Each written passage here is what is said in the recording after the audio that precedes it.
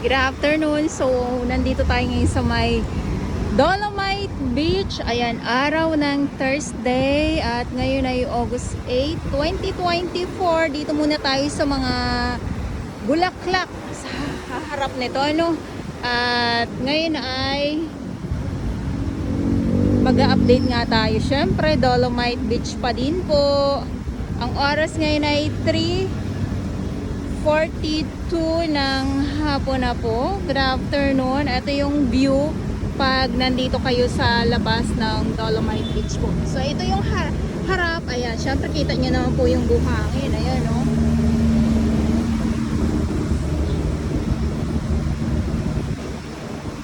So mapuno at sariwang hangin ang ating malalanghap dito sa Manila Bay.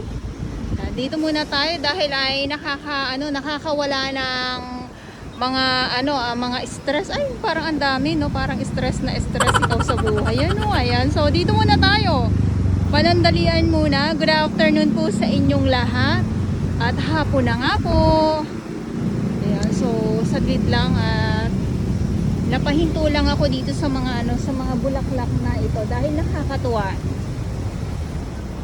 Ayan, so kanina nandito tayo. So, natatawa ako kasi sumisiksik talaga ako dito sa mga halaman, dito sa mga bulaklak. Ayan tayo eh. Nakikipagsiksikan na naman ako dito sa mga halaman at mga bulaklak na nandito nga po sa loob mismo ng Dolomite. So, nandito ako kanina sa labas. Ano mas maganda yung background pag nandito na. Ayan o. Ayan, so, dito muna tayo sa mga halaman, mga bulaklak. Natatawa po talaga ako sa mga pinagagawa ko na naman po.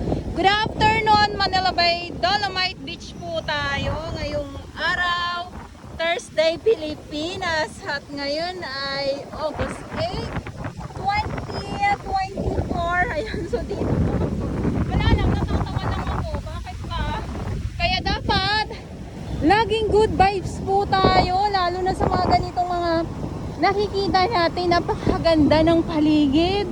Marami tayo nakikita ng mga kagandahan sa paligid nating lahat. Kaya 'di ba, so maging masaya tayo sa ating mga buhay. At kanina sabi ko nga ay nandito tayo. Ngayon, nandito na po tayo sa loob ng Dolomite Beach at pag Thursday, sarado po sa publiko ito. So bukas, Friday, okay na po muli. Usaping Dolomite Beach ang ating mga security guard na nagbabantay po dito araw-araw. Umulan, uminit, bumagyo. Nandyan po sila. At syempre yung ating mga kapulisan, meron pa rin pong nagbabantay. Mainit na hapon. Hapon na po, ayan. Naaaliw ako sa mga ganito, mga nakikita ko ng mga puno, mga halaman, mga bulaklak. Yeah, so lakad muna tayo. Pag Thursday talaga ay sarado nga po itong Dolomite Beach. At bukas, Friday, okay na uli. So sa mga nagtatanong naman po kung bukas na ba yung banyo dito, hindi pa po. Kaya abang na lang din po kayo kung kailan po talaga mabubuksan sa publiko itong banyo. So malakas ang hangin, alon. Di ko po alam kung may bagyo. Ayan, so sa mga nakakaalam po, lalong-lalo na dito sa mga viewers ko sa Pilipinas, ayan, comment na lang po kayo kung may bagyo ba. Eto oh, so kahapon, yes, nandito tayo kahapon at matinding hakutan ang ginawa kahapon ng ating mga Manila Bay Warriors, MMDA at ng ating Estero Rangers ng DNR at yung Dole Tupad meron din po dito. So sila yung nandito mismo sa may Dolomite at ilang truck yung pumasok dito, 3 yata. Isang DPWH na truck, MMDA at yung isa pa na kulay red. Ayan. So dito muna tayo. Grabe nakakaano yung ganitong panahon. Hello. Alam niyo po yung alon, Yung alon, ay ito yung alon, no? Ito yung alon. Yung pag umaano siya, parang meron kayong makikitang mga isda habang umaano po yung alon papunta dito sa tabi. Mga isda na mga maliliit. Ayan, so good afternoon po. Ayan, inuulit-ulit ko po talaga, no, dahil ay wala lang. Iba yung pakiramdam talaga pag once nandito po kayo sa dagat. So yun lang, nakakawala ng mga kung ano-anong kung ano-anong mga iniisip natin. Yun lang, at pagkakala mo naman kung ano yung mga iniisip-isip, ano. So ang ating mga Manila Bay Warriors, nandito pa din po sila. Hindi po sila nawawala. Umulan, uminit, bumagyo ang ating Stero Rangers ng DENR. Inulit-ulit ko po para po sa ating mga viewers, lalong-lalo na sa mga baguhan.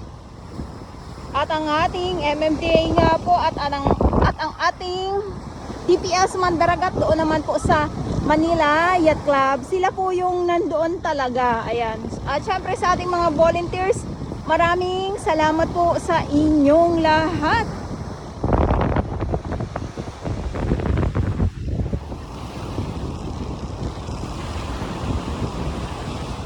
Pag ganito kasi na talagang laging masama ang panahon or taghabagat or kung hindi may bagyo, asahan na po natin talaga na yung samot-saring mga kalat po ang mapapadpad dito sa Manila Bay. So samot-saring mga kalat, hindi na maiiwasan natin yan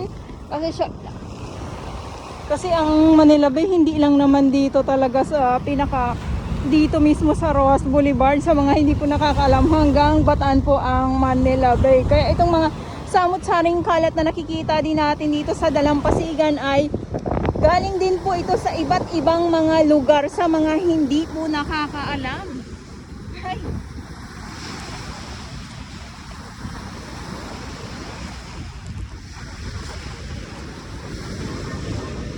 Yan, kung kayo ay mahilig sa dagat, alam nyo po, ma-appreciate nyo talaga yung kalikasan.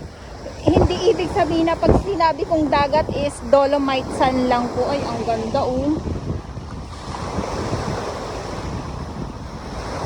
Okay, so dito muna tayo. Maraming salamat po sa inyong lahat. At usaping Dolomite Beach pa din po tayo. So, maraming salamat at lakad-lakad muna ako dito. Ayun na nga po, nang mabalik tayo, kung kayo ay mahilig sa dagat or kung kayo ay nature lover kayo, beach lover kayo, hindi lang yung tinutukoy ko ang Dolomite Beach po, kahit saan karagatan kayo nakarating, alam niyo po yung iba yung pakiramdam pag nasa dagat ka po talaga. Ayan, so sa mga mahihilig po sa dagat,